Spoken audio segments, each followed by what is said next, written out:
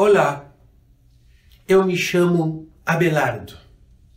Neste momento você vai assistir a um concerto realizado pela Orquestra Sinfônica de Santa Maria, muito diferente de tudo que você já viu. Diferente porque estamos todos isolados em função da pandemia. Cada componente da orquestra está em sua casa, em algum lugar distante. Diferente também porque vamos conhecer a música do ponto de vista da neurociência cognitiva. Os concertos sinápticos são eventos de divulgação científica. É um esforço voltado para entender o que acontece no cérebro humano quando eles ouvem e fazem música. Se chama concerto sináptico porque vamos conhecer o que acontece dentro do cérebro do músico enquanto executa a obra. A palavra sinapse significa uma região de comunicação entre dois neurônios por onde é transmitido um impulso nervoso. Ou seja, é um local de bate-papo entre células nervosas. Para realizar este evento virtual registrado neste documentário, foi necessário uma grande mobilização entre artistas, professores, estudantes de música, técnicos e cientistas.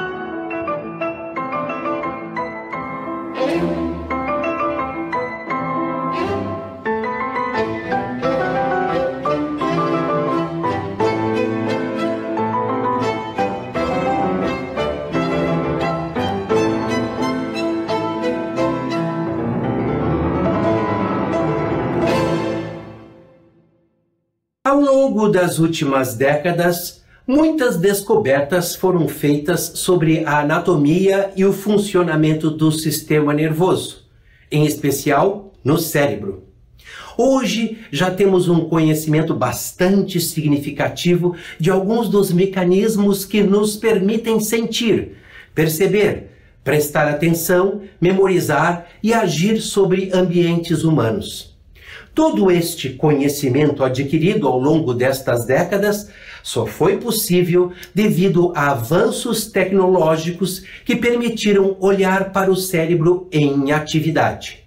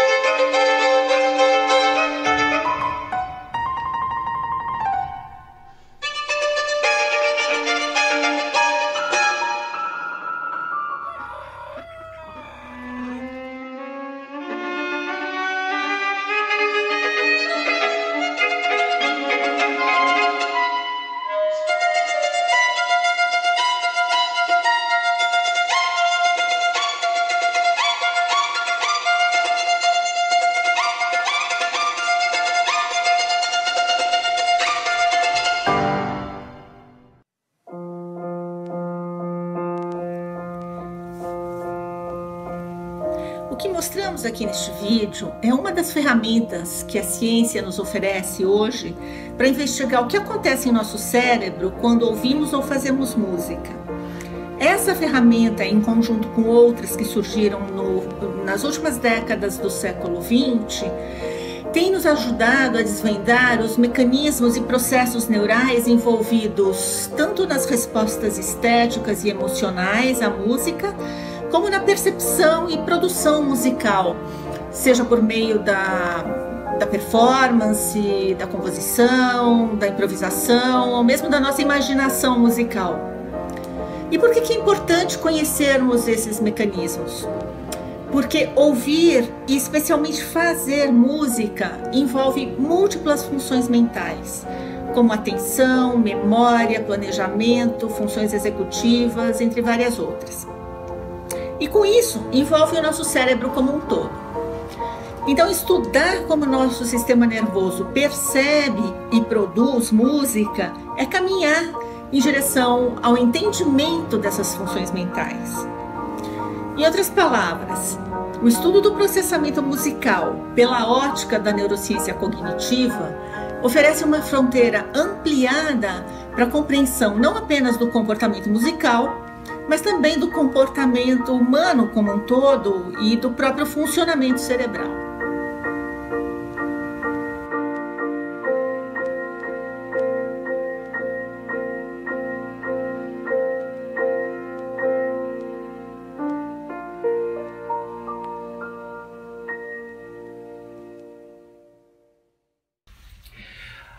Aquilo que parecia cena de filme de ficção, hoje é uma realidade. Poder observar o funcionamento do cérebro de um pianista segundos após a execução de uma obra sinfônica. Ricardo Sato não é um cientista maluco. Ele é um colaborador científico do Núcleo Interdisciplinar de Neurociência Aplicada da Universidade Federal do ABC. Ele é quem vai nos mostrar os equipamentos usados nessas pesquisas. Olá, meu nome é João Ricardo Sato, eu sou professor de Neurociências da Universidade Federal do ABC e atualmente estou como coordenador do Núcleo Interdisciplinar de Neurociência Aplicada. Eu gostaria de explicar um pouco para vocês sobre essa técnica que está sendo demonstrada nesse vídeo, que é chamada espectroscopia funcional no infravermelho próximo. Um fenômeno muito importante que embasa essa técnica é chamado de processo de acoplamento neurohemodinâmico, que quando uma determinada região cerebral tem um aumento na sua atividade, o corpo, de forma a manter a homeostase, aumenta o fluxo sanguíneo para essa região, de forma que ela fica mais oxigenada. O nível de oxigenação de uma determinada região cerebral pode ser considerado uma medida indireta da atividade neuronal nessa região. Basicamente, a espectroscopia funcional no infravermelho próximo se utiliza de um conjunto de emissores e detectores de luz no infravermelho próximo, disponibilizados em uma touca, em que o participante, então, ele coloca essa touca na cabeça. Nesse caso, a gente tem uma montagem que é a montagem pré-frontal, parte na frente da testa. Usando essa técnica, é possível quantificar a concentração relativa de oxi e desoxihemoglobina nas diversas regiões cerebrais, aqui coberta por esses sensores que a gente chama de optodos. Então, indiretamente, a gente mede as variações na atividade cerebral pela oxigenação fornecida por essa técnica. Então, basicamente, esses sensores eles vão para um outro equipamento, aqui, um hardware, que faz todo o controle, amplificação do sinal e detecção, e vai para o computador, onde a gente faz as projeções, ali em cima do cérebro, nessa região, região pré-frontal. Então, nessas projeções, vocês vão ver que vão ter cores azuis e vermelhas variando na região do córtex pré-frontal. Basicamente, quando ele vai em direção para o azul mais escuro, é que está diminuindo a concentração de oxihemoglobina naquela região, e quando ele está indo do vermelho e fica num vermelho mais escuro, está aumentando a concentração da oxihemoglobina nessa região. É importante reforçar que isso aqui é só uma demonstração, tá? Quando a gente faz os experimentos em laboratório, tudo é muito mais controlado, o indivíduo repete a tarefa várias vezes, é realizado um pré-processamento de sinal e uma análise estatística bem robusta para que, de fato, as interpretações sejam cientificamente válidas, tá? tá? Então, assim, não quebrem demais a cabeça aí tentando descobrir o que isso significa, por que brilhou aqui ou não brilhou ali. Essa é só uma demonstração realmente de uma tecnologia que está se tornando promissora em estudos de neurociência aplicada, tá bom? Bom concerto a todos!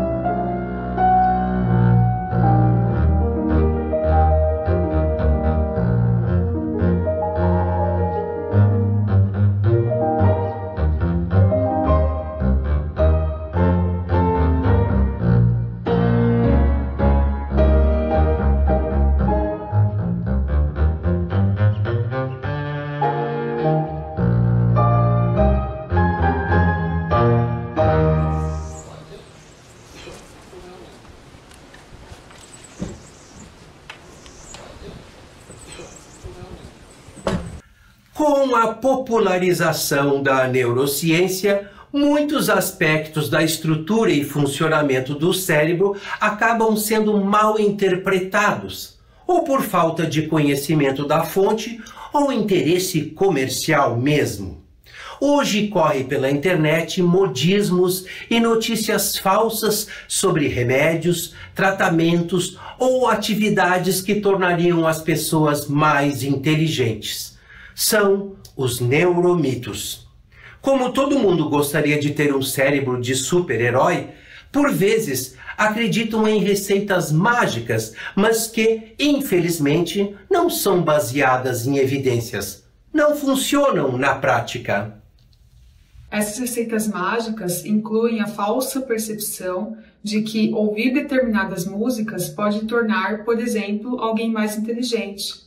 Por muito tempo, acreditou-se no mito do efeito Mozart, inclusive com a criação de CDs personalizados para crianças e bebês, que prometiam que a audição constante das peças de Mozart poderia tornar a criança ou bebê mais inteligente. Mozart sempre foi um alvo fácil desse tipo de mito, porque ele mesmo era considerado uma criança prodígio na história da música. Claro que ouvir determinadas músicas pode despertar emoções diferentes em pessoas diferentes, dependendo também da cultura que cada um está imerso. Essas emoções que o ouvir música desperta pode ou não ajudar na concentração, na disposição ou no estado de ânimo do indivíduo. No entanto, apenas o fazer música, o estudar música, parece estar diretamente relacionado com um verdadeiro desenvolvimento cognitivo.